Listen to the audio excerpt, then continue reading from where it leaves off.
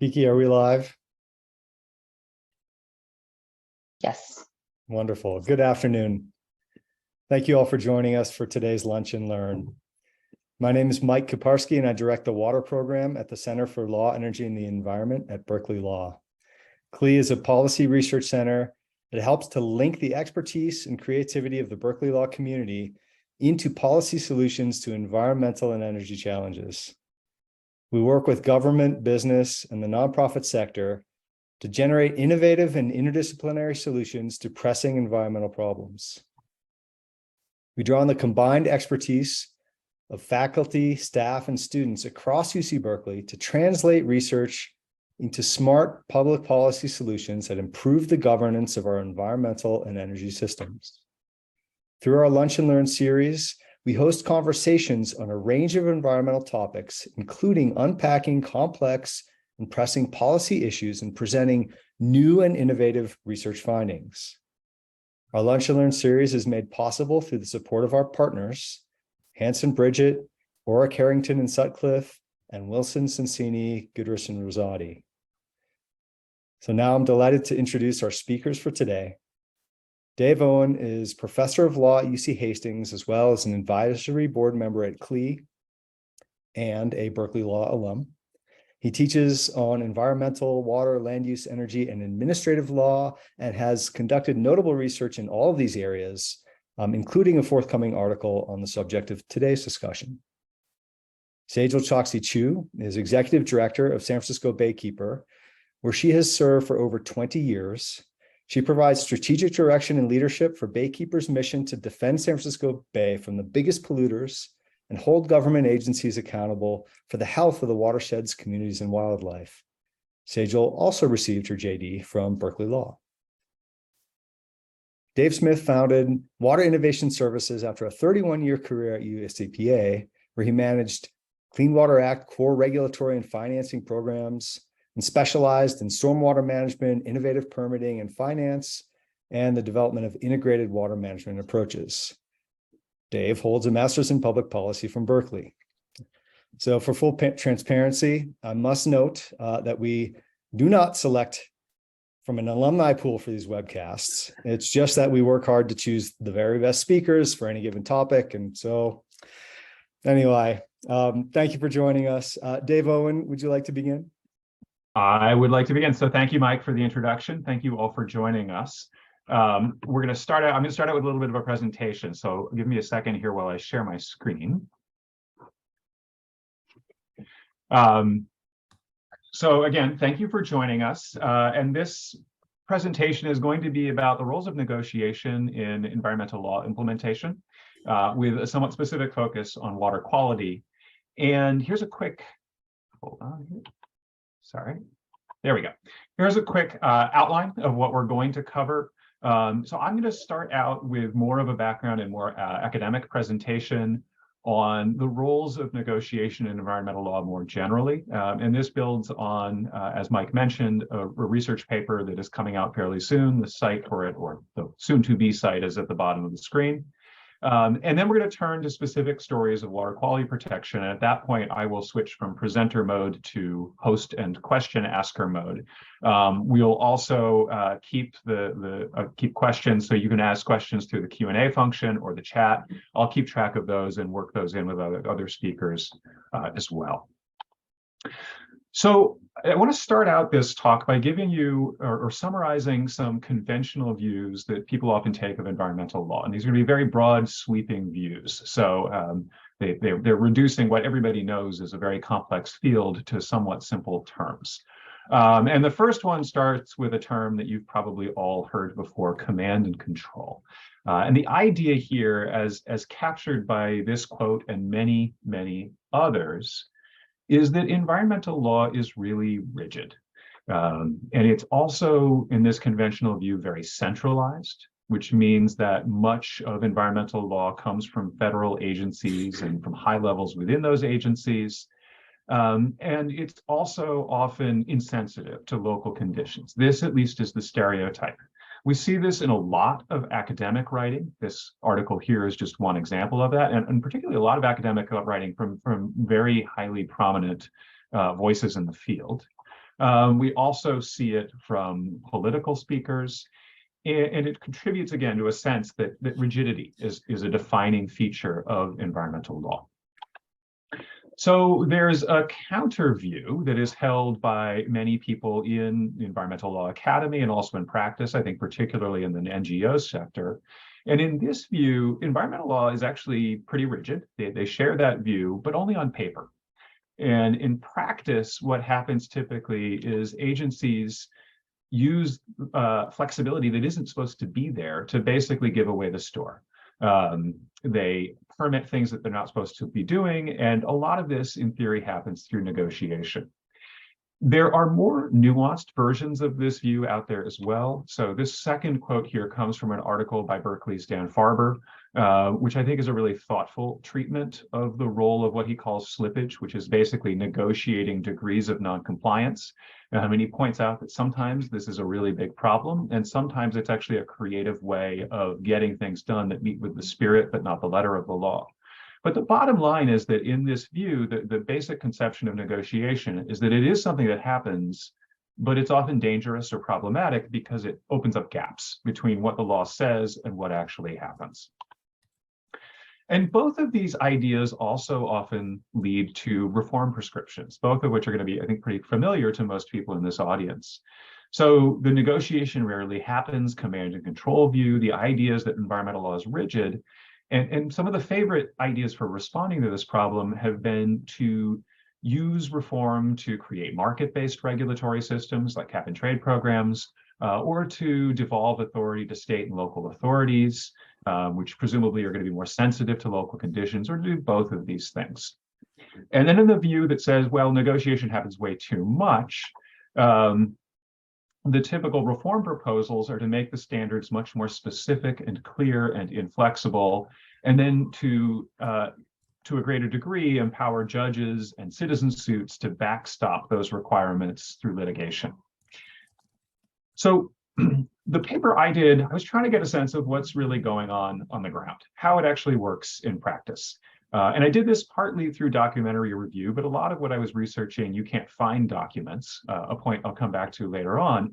And so instead, a lot of the research happened through interviews with experienced environmental law practitioners, both within and outside of government.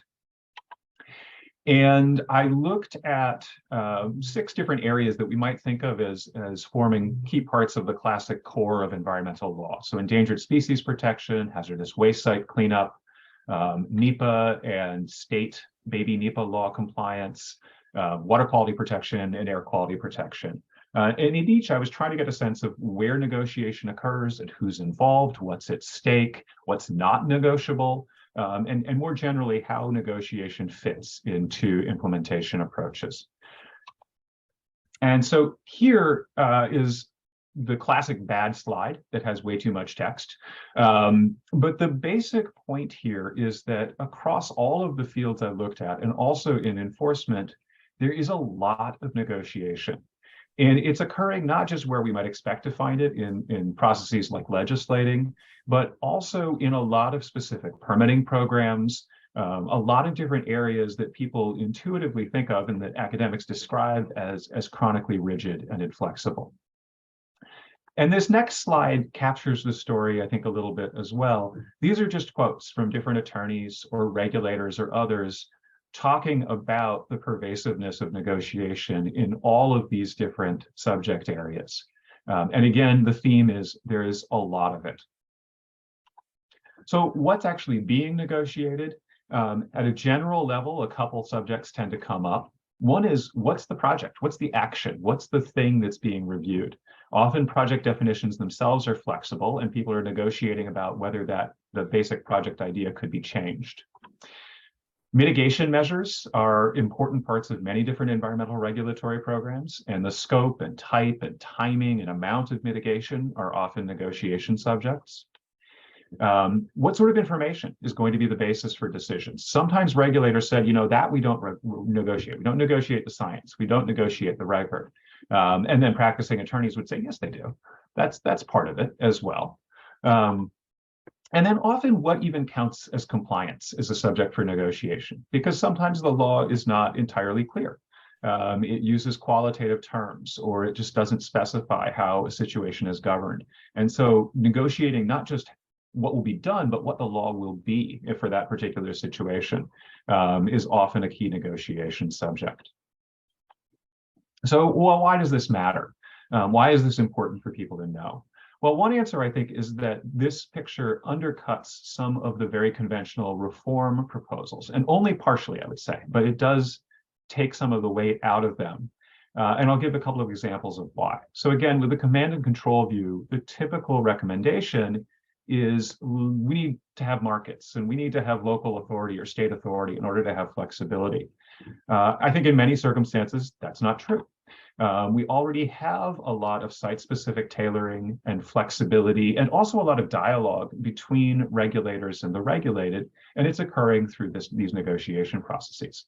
Now, that doesn't mean markets or devolution are bad ideas. Those could be good reforms, but it means that this particular set of arguments in their favor, I think, are weaker than people realize. On the slippage critique, the basic prescription has been, let's reform to take away flexibility to negotiate. And to be clear, there are some times when I think that would be a good idea. But what this critique misses, I think, is that in a lot of these negotiations, there's give on both sides. It's not just regulators who are giving away some of what they want. It's often regulated entities as well. And often the result can be mutually agreeable and beneficial solutions that work not just for both sides, but for the larger project of protecting the environment and protecting the economy as well. So all of this paints a pretty positive picture of this pervasive role of negotiation in environmental law. But there are catches. Through the interviews, I heard of a number of recurring problems that were coming up with negotiation quite often. So first one is transparency. I don't think it should have been necessary for me to do this research almost entirely through interviews. There ought to be documentation of the situations in environmental law where negotiation can occur. People ought to be able to read somewhere on the internet what's negotiable and with whom and by whom, and understand how these negotiations would work. And that's not how it is. Even in documents that purport to describe very prominent environmental law decision-making processes, like Section 7 consultation under the Endangered Species Act, or alternatively, permit writing under the Clean Water Act, the main guides that agencies put out don't say anything at all, usually, about what's negotiable and what's not and how the negotiations should be handled. Another issue is effectiveness. A recurring theme that I heard from interviewees, both in and outside of government, is that government regulators are not very well trained and not very well equipped to do the negotiating that they're supposed to do. And so a couple of quotes capture this. So this first one is specifically about Fish and Wildlife Service regulators dealing with Endangered Species Act implementation. And then a second quote, not all of this was a theme across areas. It wasn't just Endangered Species Act compliance, but that's just what produced the juiciest quotes. So that's why you're seeing those. And then this next quote I'm going to show you is the standard response that I heard over and over again in these exact words when I asked government regulators how they were trained for negotiating. It wasn't everybody, but it was many, many people used these exact words. And they also usually said that it would have been nice if it had happened in a different way. So a third issue is equity. Another theme that came out, in addition to having sparse documentation, a lack of transparency, negotiators who don't really know what they're doing in many situations, is also that it's really hard for disadvantaged groups in particular, and also for the entities like small businesses to participate effectively in negotiations.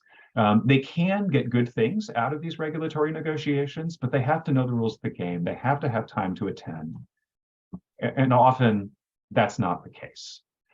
So this last quote here comes from an EPA attorney describing a negotiation over a major Superfund site cleanup. And his frustrations with what he saw as a highly exclusionary process. So what do we do about all of this? Well, you're going to hear more specifics, I think, in the discussion that comes in just a moment. I'll just put forth a couple of very general solutions, some of which will probably seem familiar and you've heard recommended for other reasons before. The first is we ought to have a lot better documentation of the role of negotiation in environmental law, where it occurs, what's involved, who can participate. All of that doesn't need to be so clandestine and hidden. Similarly, more and better training for the negotiators. And this isn't just, I think, a task for agencies. I think it's also on those of us who provide education in the environmental field. And not just the lawyers. The lawyers certainly need this education, but often it's the engineers, it's the scientists who are the frontline negotiators in permit writing. And they need not just to know that that's going to be part of their job, but to be trained in it as well. A third recommendation, which has been made many times for many reasons, is to provide more resources to support community, and particularly disadvantaged community participation in decisions and in negotiations. It's a lot easier to participate if you have the resources to support your participation. And then finally, and I think this is the big picture lesson, I think we ought to acknowledge that negotiation really is central to the implementation of environmental law. And many other benefits would flow from that negotiation. So that's the end of the presentation portion. What we're going to do now is go out on the water. Well, not literally get on the water, but we're going to start talking about water and start talking about specific examples of areas in which these kinds of challenges come up, in which opportunities come up, and what people are doing about them. Before we do that, I'm going to give you one last slide here. And this is just a brief overview summary of key elements of water quality regulation. And I focused on the Clean Water Act here. In California, we also have Porter Cologne, so state law that overlaps but extends regulatory authority in some key ways. And I'm not going to go through these in detail, and some of you probably already know this already. But for those who want a quick refresher or introduction to what we do in water quality regulation, this is a summary of some of the most important tasks. All right, and with that, I'm going to stop sharing my screen, and I'm going to turn to asking questions of my esteemed co-panelists. And I wonder if you both could start out, and maybe Sejal, you could go first, and talk a little bit about the settings in which you encounter negotiation in your water quality work. Yeah, thanks, Dave, and thanks for that great presentation. I encounter negotiations almost every day in our work. We are an environmental nonprofit that holds polluters accountable and also government agencies. And what that gets us is identifying the problems where polluters are violating the Clean Water Act or agencies are not properly implementing it. And we oftentimes will approach those issues in ways that require us to have these advocacy conversations or even litigious conversations to try to solve the problems. And so, with our work, we've probably brought about 300 different legal actions over the last 30 years against both companies and agencies. And of those, I would say about 90% of them result in settlement agreements rather than litigation. And that just means that we have sat across the table talking one-on-one with the entity to try to come up with a mutually agreeable solution. So it's all negotiation. And Dave, how about your experience? Well, I agree with Sejal. We see negotiation playing a vital role in virtually all the water quality decision-making that EPA and the states do. And that includes that full list of programs that you had in your last slide. It's not just in permitting and compliance enforcement type settings. I think it's important to remember that Congress gave much of the Clean Water Act authority to implement to states. And states have a lot of different views about what the law means. And so there's a lot of negotiation, well, for a start, between the states and EPA about what needs to be done. Sejal's experience also illustrates that these are often multilateral relationships. It's not just between the permitting authority and the permittee to figure out what to do. There's often NGOs and other interested stakeholders that are involved in those conversations. And they really lead to often complex negotiations about how to address the different interests that people bring to the table. Negotiation's really critical to environmental implementation because, for example, the Clean Water Act legal framework provides a lot of room to adjust to local needs and challenges. The law is not as crisp and clear as some people might like it to be. And there's often uncertainties about what really needs to be done and what can be done realistically to address different kinds of water quality challenges. And we think that through negotiation, we can collectively get to know each other better and find, in some cases, some more creative solutions that protect the environment, but also enable communities and these facilities to kind of achieve the goals that they have in mind. And all this takes time and dialogue. So we're gonna talk in a moment about challenges and potentially breakdowns. But let's start by talking a little bit about creative solutions and success stories, because I know you both have them. And Dave, I'll come back to you first on this one. Tell us a story about what negotiation can do at its best in this setting. Well, let's head south to San Diego to talk a little bit about the experience we had with the permit for the Point Loma wastewater treatment plant that serves much of the city of San Diego. This is a large wastewater treatment plant that provides what we call advanced primary treatment of wastewater collected in the community. And that treated water is then discharged through a lengthy deep ocean outfall to the ocean. The Clean Water Act generally requires all wastewater plants to achieve what's called secondary treatment, which is essentially more biological treatment to remove biological material and solids from the wastewater stream before it's discharged. But rather than forcing San Diego to go to secondary treatment at Point Loma, which actually would have been very difficult because it's a very space-constrained facility, we engaged in a lengthy negotiation with the state, with the city of San Diego, with a number of NGOs and other interested groups in the San Diego area to look at an alternative. And why did we do this? The city of San Diego is very concerned about its water supply. It's at the end of a very long set of straws to its water supplies. And they were interested in implementing what's called the Pure Water San Diego program, which would have, or which will provide for treatment of wastewater to supply almost half of its drinking water needs in the future.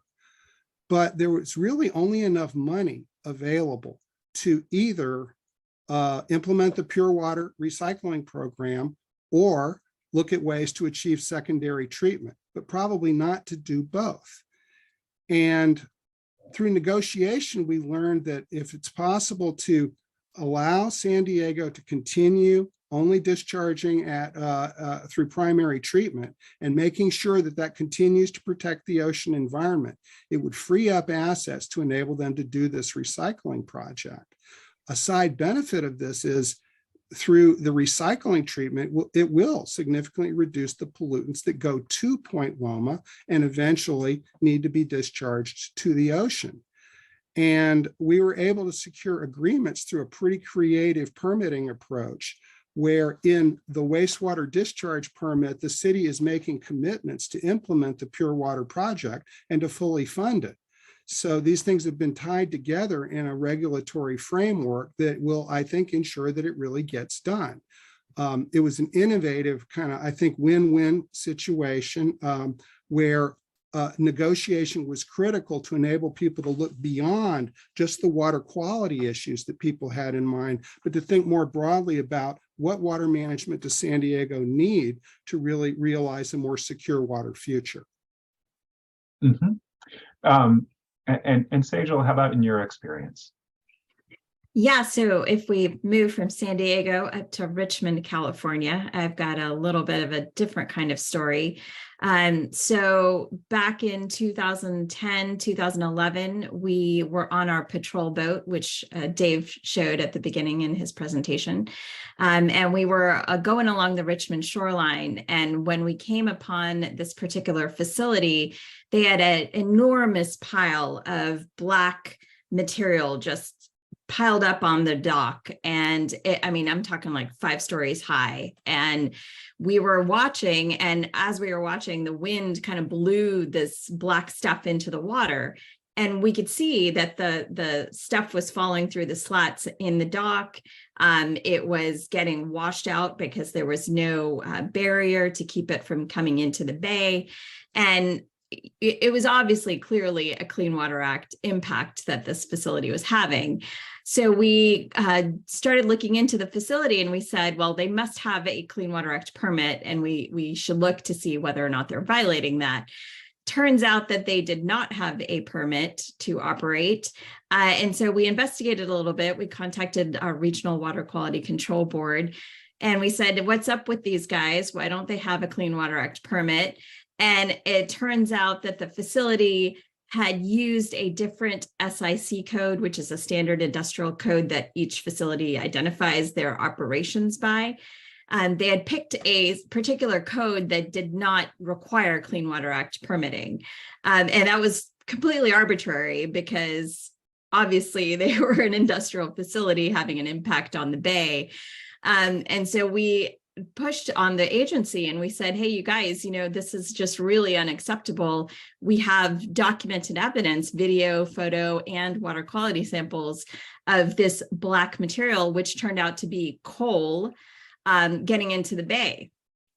And the regional agency basically said, our hands are tied because they have what we called an exemption to the Clean Water Act because they had used a different SIC code.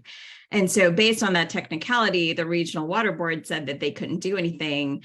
And then we ended up filing a lawsuit against the facility to try to stop the facility from discharging. They ended up hiring a very high-priced law firm in San Francisco to fight us. They claimed in court that they did not have to comply with the Clean Water Act. We tried to get the regional agency engaged at that point, and we said, could you guys, provide a declaration showing that this is a water quality impact? And we actually had a staffer at the agency who said, yes, I will write that declaration for you. And it was a beautiful declaration. And then her higher ups ended up saying, nope, we're not going to support this. We're not getting involved in this litigation. So we were kind of on our own as the nonprofit organization, and we were banging our heads against a wall trying to settle with this company. They did not want to settle this case with us. And they wanted to keep claiming that the Clean Water Act didn't apply. So in a moment of negotiation, kind of miracles, they called in the clients after a year and a half of banging our head against the walls. They called in the clients into the magistrate judge's office. And they said, we want you to talk to each other because we want you to try to figure out a solution. And in fact, I ended up talking to the owner of the company, and in his long complaints about Baykeeper and our litigation, he ended up saying something that just really made me perk up. And I heard him say, this is an unlimited expense that you're expecting us to invest in this facility to clean it up. And, you're going to put us out of business. And now I knew our goal wasn't to put them out of business. Our goal was to make them operate more cleanly. And so, and comply with the Clean Water Act. And so I picked up on that. And when the judge moved us into separate rooms to kind of mediate the discussion, I actually talked to our engineers and our attorneys. And I said, what is the cap that we could put on this that says, this is the maximum we're going to require you to spend to clean up this facility? And we did a literal back of the envelope calculation to figure out what that would be. And I walked over to the other room and did something I don't think any plaintiff has ever done or should do, which was interrupt the judge's conversation with the defendants. And I poked my head in the room of 9 attorneys and 1 client. And I said, hey, you guys, maybe we've got a solution here. And it turns out that really was what the other side needed to hear, that they were not going to have to dish out millions and millions of dollars and go out of business. And so we ended up getting the facility to clean up its site. They did invest $1 million into the facility, but it didn't put them out of business. And now they are no longer contaminating their stormwater in the bay with coal or petroleum coke. And if I could just follow up, Sejal, I know you've had stories of like actually part of the negotiation is that your experts go tour the facility and make suggestions. I mean, things like that have happened as well, yeah? Yeah, that's a good point too. In fact, oftentimes when we file a lawsuit against a facility, we will take a team of both attorneys and engineers over to their site and walk through and understand where their pollution problems are. And in fact, I would say in about 25 or 50% of the cases, at the end of the process, I actually have had defendants thank me for suing them because they feel like we've just given them a service to help them come into compliance in ways that they didn't realize they could and they should. And so it's been kind of an eye-opening experience for them to have us come on their site and really, just rationally think through what their problems are and try to understand them and help them solve them. Dave, I think you were going to follow up on that. Yeah, I'd just like to add, I think Sejal's example also illustrates an important point that if we do enforcement through the sort of traditional mechanism of, totally adversarial legal proceedings, oftentimes the only remedy is somebody pays a fine, and the fine may go to the Treasury. The fine may not go to pay for something on the ground to fix the problem. And through these kinds of negotiations, as Sejal's example shows, we can often reach agreement to do specific things, tangible things that fix problems rather than sort of throwing the money away elsewhere. And so I think that's why there's a preference to try to negotiate settlements to these kinds of things so that we can get commitments to do supplemental projects or other kinds of work to get a facility into compliance and make specific commitments to do that kind of work. So we have one question in the Q&A, and please feel free to keep dropping those questions in. I will work them in as we go. So Anastasia Telzetsky's question is specifically about the research that I was doing and whether there was a profile of who outside the agencies is initiating the negotiation. Quick answer, it really depends on the regulatory program. So in the water quality setting, a lot of it is with municipalities that have wastewater treatment facilities or that have stormwater issues. In air quality, it's typically big industrial facilities or power plants. A lot of it for Endangered Species Act would be developers, but it really depends on who the repeat players are that tend to encounter that particular type of program and have the resources to invest in long-term discussions. So let's talk problems. So Sejal, I know you have here and there maybe some frustrations with the roles that negotiating sometimes plays in water quality decision making. Tell us about that. Where to begin?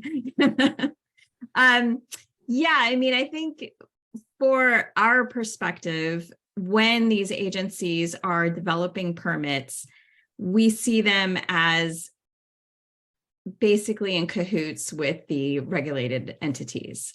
And we see that because we've had examples of that over and over again. In my 20 years, I've seen it happen multiple times where the agency takes about a year to develop a permit, and through that year, they've been meeting with the regulated entities weekly to discuss how the permit should be drafted. And then Baykeeper gets pulled in maybe 10 days to a month before the permit is released to the public, and we're then allowed to give our token input.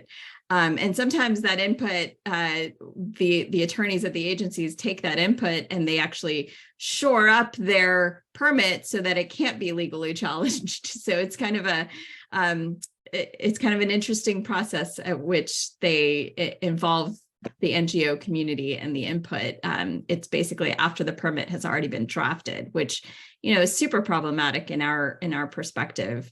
So I'm happy to go into examples, but I want to give Dave a chance to also answer the question. Well, I think I would add, I mean, I agree that these situations where a lot of negotiation happens between the permitting agency and the permittee without opportunities for others to be involved can be problematic, because certainly it creates the appearance that they're in cahoots with each other, even though I'd probably respectfully disagree that they are really in cahoots in the way that you say. But I'd make the point that expecting a lot of negotiation does put a lot of pressure on resource-limited permitting agencies. I want to mention I was involved in some really fascinating research that Berkeley's CLE program did on how permitting can affect our ability to innovate in wastewater management. And this research showed that often both permit writers and permittees don't fully understand where they have flexibility under the rules to develop when they develop permits. And they often don't have the time needed to work with each other and kind of develop trust and kind of understanding of each other's perspectives. And I just say, for example, I've been involved for several years in some negotiations between the state of California and some South San Francisco Bay utilities that are interested in implementing more wastewater recycling. And it's been really tough to persuade people that there probably is enough regulatory flexibility to enable them to do the kind of project that they have in mind. It's almost like you can't get people to take yes for an answer. And part of this is because they haven't had the opportunity to really sort of hammer out the issues working directly with each other and with other parties that have points of view in the community about how to do these things. The Berkeley research team came up with the term bounded flexibility, which I think is a really good one because it illustrates that there is flexibility under the law in how we comply with the rules, but it's not unlimited flexibility. And I think that both permitting agencies and permittees probably need to learn more about how to use that bounded flexibility in a more transparent way and to do so responsibly. And so I'll just mention we're trying to do some work now to kind of figure out how do we teach people how to use those kinds of flexibilities and kind of empower people to negotiate with each other in better faith. Yeah, if I could jump in, Dave, I think you're absolutely right that you need to be able to have creativity. And I think that's what we see with Baykeeper and facilities one-on-one. It's the two parties in the room. We have a mutual goal of trying to solve a problem. And we also have bounds that we understand. We've got the Clean Water Act, and we hold that up as the target to achieve. So it kind of goes off the rails, though, when you don't have that bounded flexibility or you don't understand it, where the parties don't understand it and the agencies don't understand it. And we've had, for example, in the Bay Area, we've had TMDLs where total doesn't actually mean, total, it means average, and maximum doesn't actually mean maximum, it means current operating levels, and daily doesn't mean daily, it means yearly. So that ends up making a TMDL completely meaningless. It's like, what was the point of trying to call this a TMDL if you're not actually meeting the bounds of what each of the words in the acronym mean, and what the goal of the TMDL provision of the Clean Water Act is actually supposed to achieve.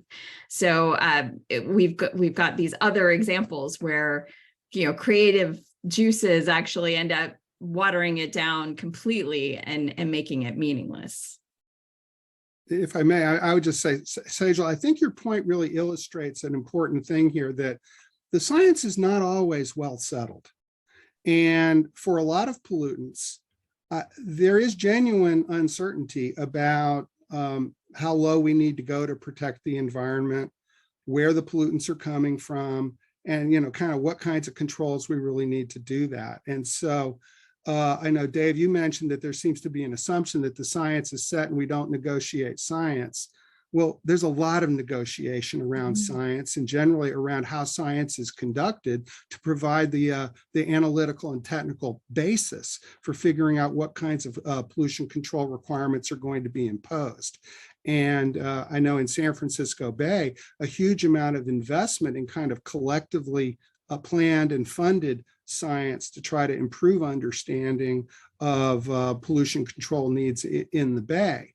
And that kind of work to try to get the science better in a more collaborative way only comes about through a lot of negotiation among the parties and persuade people that it's in their collective interest to invest in that. So that's a great point about science, Dave, and how you really have to be able to be flexible to incorporate the new science and the data. And I think one of the things that we have come up against, especially in selenium in San Francisco Bay, we have a number of selenium polluting industries, most notably the refineries that are in the Bay Area. And they have been given permits to date that are higher levels of selenium than what should really be safe for the Bay, what is safe for the Bay. And there's new science out now that actually shows that a lot of fish are being harmed by selenium levels in the Bay currently. And so at what point does the agency have a responsibility to go back and open their TMDL and say, there's new science? And we've tried to advocate for that over the last few years. There's new science. You need to reopen this TMDL. Your levels in the TMDL are not protective enough. And so far, we've gotten the cold shoulder. They've turned a blind eye to the new science. They've said, our TMDL is done. It's not time for us to reopen it yet. And they're doing some funky math to implement their TMDL loads into permits at this moment. So we did promise you a cage match in the title for this session. So we could be moving in that direction. But I'm going to interject with two things. One is that this is a theme that cuts across a lot of areas of law. It's not just Clean Water Act. That another big subject of negotiation is how much monitoring and data gathering you're going to do. It's not just interpreting the science that's already there, but how much new science or how much new research is going to happen. And that's ultimately often a negotiation, partly about money, which is always at the bottom of many negotiations. So I want to ask you both about reforms. Are there things that you would like to see done differently, either in terms of how people are trained or where negotiation occurs? What are some of the things that you think we could do? And let's just stick with the water quality context, of course, to make negotiation a better part of regulation. Oh, and Sejal, maybe I'll ask you to start on this one. Yeah, I think definitely training at all levels is important. But even aside from that, I think as we've been talking today, it's becoming clear, or it's evident, that we need some boundaries, even if negotiations are permissible throughout environmental law. We want to be able to say, this is the law, these are the standards, and here are the areas where you can negotiate. Here are the things that you can get creative on and be, kind of thinking outside the box. So there are guidelines that are needed, I think, for that kind of thing. And then the banning of certain things like safe harbor provisions and permits, where if a agency fills out their report and turns it in, that's considered compliance with the Clean Water Act, even though they haven't reduced pollution 1 iota. So, those kinds of things like safe harbor provisions are given in permits regularly when asked for by the regulated community. And it drives us bananas because there's nothing we can do about that kind of language. It just gives them a free pass as long as they fill out a permit. So there needs to be certain parameters around where those negotiations happen. And I think for a third point, maybe from the agency standpoint, is to have separate permitting staff and separate enforcement staff, because right now it's very convoluted. And when you've got the people who are drafting the permit also enforcing the permit, it gets challenging for them to kind of negotiate everything. I'll pick up on your point and note that at EPA, the permitting programs and the enforcement programs have been largely separated from each other in the last few years, which I think has had some pros and cons to it, which would be a different discussion. I'd make a couple of points in response to your question, Dave. I think the Clean Water Act should be changed to make permit terms 10 years instead of 5 years. Requiring permits to be reissued every 5 years. I mean, it sounds like a long time, but it actually, in my view, creates a lot of time pressure to reissue a bunch of permits in where the circumstances of discharge may not really have changed. And so for a lot of dischargers, reissuing the permit every 5 years really doesn't add much value.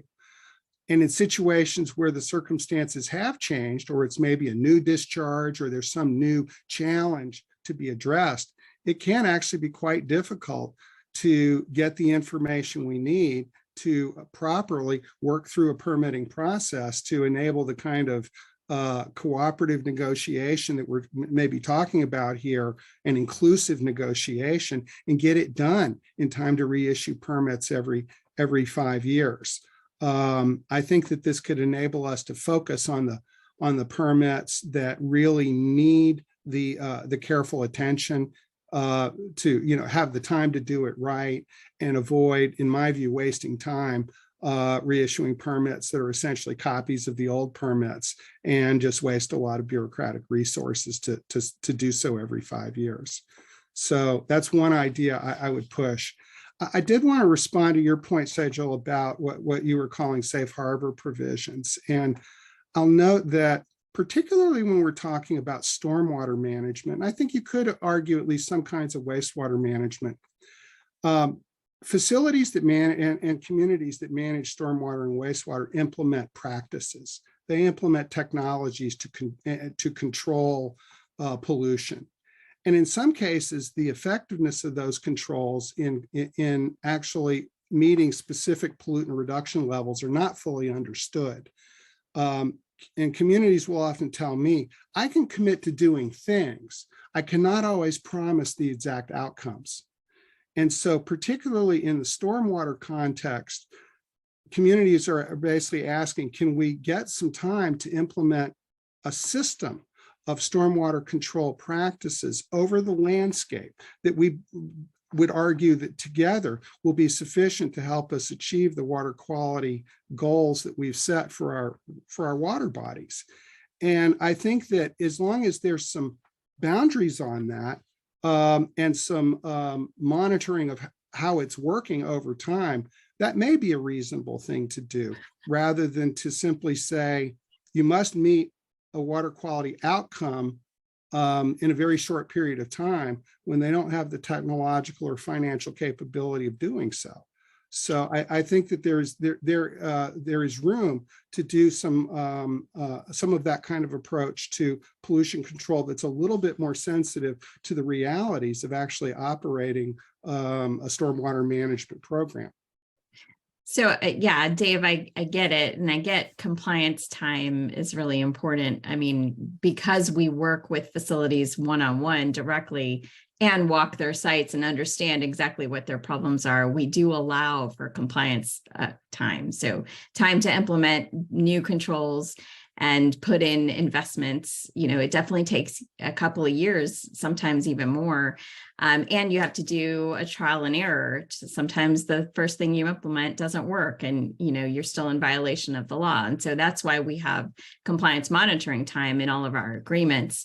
Now, what the safe harbor provisions, especially in the stormwater permit, actually do are give the permittees a shield from any sort of enforcement action.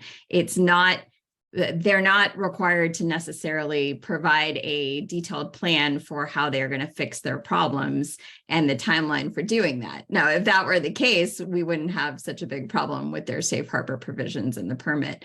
Instead, what these permittees often get are group monitoring plans, so that no permittee actually understands what their particular contribution is to the bacteria or the trash or the other pollutant problem in the creeks in their watershed, they are actually oblivious to what their contribution is, because they're all aggregated in a group monitoring program. So these permits are moving farther and farther away from individual accountability and more to just sort of assessing the overall problem without really a tool or multiple tools to be able to solve that problem.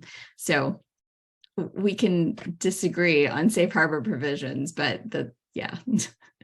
I would just pick up on one point, not to argue about safe harbor provisions, but there's an increasing trend around the country to doing permitting at bigger scales, regional scale permitting, watershed scale permitting, which may have some benefits and some efficiencies to it, but also may have some downsides to it, as you're suggesting, in the sense that it's good to look at the world at regional and watershed scales, and to try to look cumulatively about what's happening in the world and what needs to be done to protect water quality.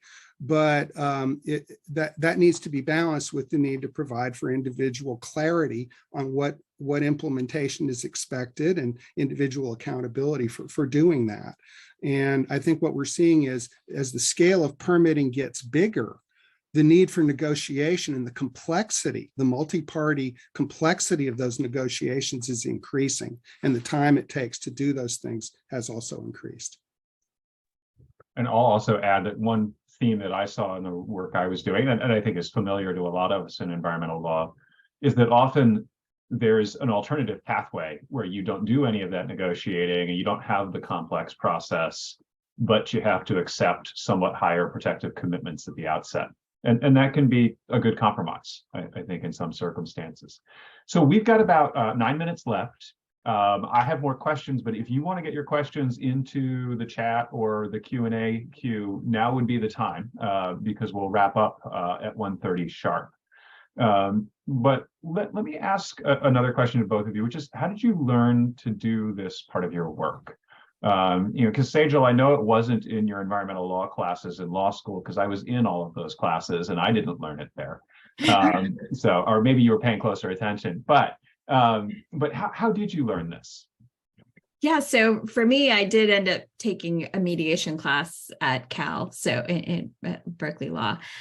So I did learn a lot there, but that's just sort of the introductory, superficial information. You kind of hear the tools and you practice them a little bit in class. It was really just getting thrown in to the deep end. I started negotiating from day one on the job when I joined Baykeeper as a fellow. And it's just, trial by error. You learn what you learn, and you learn what never to do again. And it would have been great to have some more official training, either at the law school level or once I joined the nonprofit. Obviously, resources are really slim. So, I just ended up sitting in those day-long meetings in the ballroom, as your quote indicated, and saw what was happening with us being the only NGO in the room, kind of representing the public interest and the wildlife's interest, and having all of these lobbyists. I mean, you couldn't call them anything else, because they were representing groups of regulated entities and they were getting paid to do it. They were in the room and arguing for things that just didn't sound right and didn't seem like they would be beneficial for the environment and the Bay. And so it really was me as a brand new attorney raising my hand or interrupting and saying every 5 to 15 minutes, that doesn't seem like a good idea. Can we think about doing that in a different way?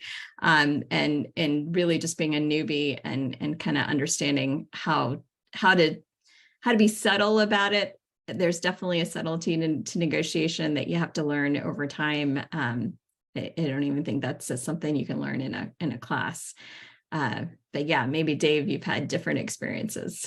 Well, I agree with you. There's a lot you cannot learn in a class, but I will say, I mean, I'm the non-lawyer in the room here, and I mean, in studying public policy, I really learned how to look at things from multidisciplinary perspectives, and I think, and I learned a lot from some of the early mentors I worked with at EPA and at the state.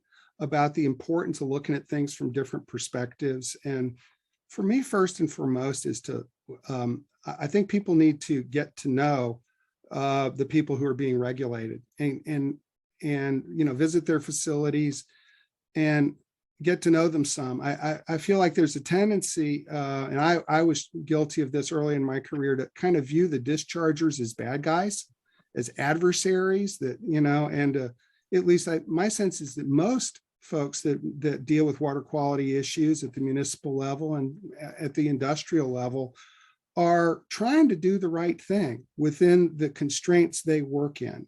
And, trying to learn to kind of walk a mile in their shoes and understand that, my permit is only one thing that they're dealing with in their more complicated lives was important. And in bringing that perspective in relationship building among the different players. And I would say the same thing goes for NGOs and other stakeholders that are involved in these discussions. If we learn more about each other, we're going to learn how to trust more and kind of go there together to figure things out in a more creative way. And some of this is a little bit trial by fire. I think some basic training on negotiation skills is important, but I think Dave's point up front that we need to acknowledge we're negotiating and be more transparent about what's the scope of what's being negotiated here is important to acknowledge, and both to ourselves and to the public about what's going on. So we're coming close to the end of our hour and to my list of questions as well. So I think what I might just say now is I'll turn it over to Mike Kiparsky in a moment to wrap us up. I'll just briefly say that if you're interested in the studies that Dave referred to of innovation in the wastewater sector, you can go to the CLE website, and if you go to the water subpage, you can find those there. And if you're interested in learning more about Baykeeper, you can go to Baykeeper's website and hear all about their work. But thank you all very much for joining us. I think, Mike, you may have some closing words for us about CLE. Well, the one other thing that I'll mention is if you would like to see Dave Owen's forthcoming law review, then the thing you'll have to do is wait 1 week. Into your email inbox will come a link to this webcast, and you can listen to it again and see his slide where he's got the citation for it. Or you can go to Stanford Law Review when it comes out. So all that's to say that we've made 7 billion copies of this webcast, so that everybody on Earth who needs to see it will have the opportunity to do so. And that link will come directly to you who are watching here. And also it'll be on CLE's website in about a week. I wanted to thank our speakers, Dave Owen, for setting up a spicy conversation, Sejal and Dave Smith for not shying away from the tough issues, and also for ending on a transition from cage match to possible kumbaya, at least in a directional sort of way. I thank everybody for joining, and I hope that you enjoyed as much as I did. And please, if you aren't already, follow CLE or sign up for our newsletter for notifications about future events like this. Thank you, everyone. Thank you.